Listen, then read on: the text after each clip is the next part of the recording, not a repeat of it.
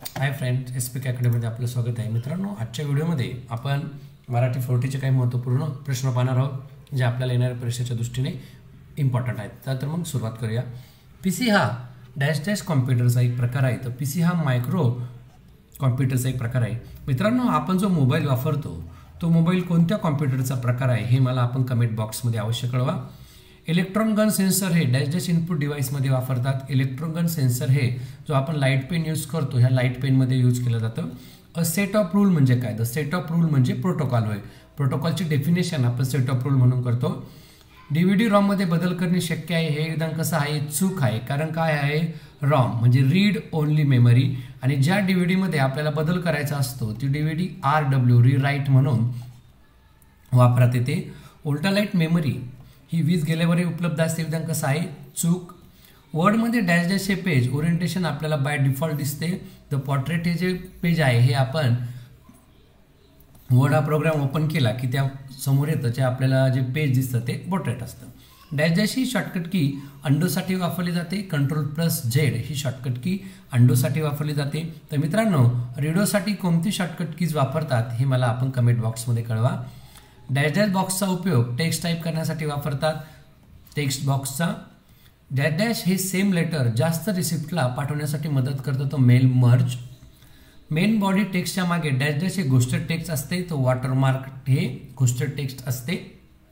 मित्रांनो, आपल्या चॅनलवर आपल्या परीक्षेच्या दृष्टीने महत्त्वपूर्ण असे हे 300 पेक्षा जास्त व्हिडिओ अवेलेबल आहेत. तेही पहा जेणेकरून तुम्हाला त्याचा उपयोग होईल.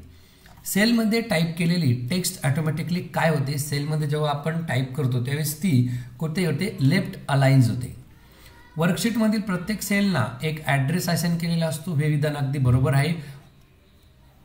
एक्सेल चालू करण्यासाठी प्रथम डेस्कटॉपच्या टास्क बारवरील स्टार्ट या बटनला क्लिक करावे. विधान अगदी बरोबर आहे. लुकअप फंक्शनमध्ये एक पॅरामीटर म्हणजे चूक. हे विधान चूक आहे.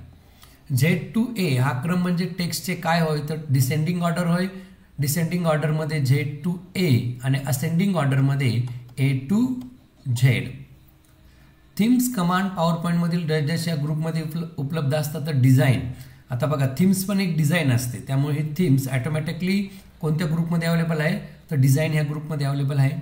पेजमेकरमध्ये कोणता tool object and image rotate करण्यासाठी वापरतात? तर रोटेशन हा टूल ऑब्जेक्ट रोटेट करण्यासाठी यूज केला जातो.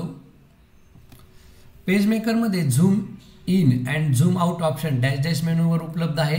तर व्ह्यू ह्या मेनूमध्ये zoom in and zoom out option उपलब्ध आहेत. मित्रांनो, आपण जास्तीत जास्त किती झूम करू शकतो आणि जास्तीत जास्त किती झूम आउट करू शकतो हे मला आपण कमेंट बॉक्समध्ये कळवा. ह्या पूर्वीच्या व्हिडिओमध्ये आपण अशा प्रकारचे प्रश्न घेतलेले आहेत. डॅश डॅश हा बार टूल बारच्या वर असतो. जो मेनू बार असतो हा कुठे असतो? टूल बारच्या वर असतो.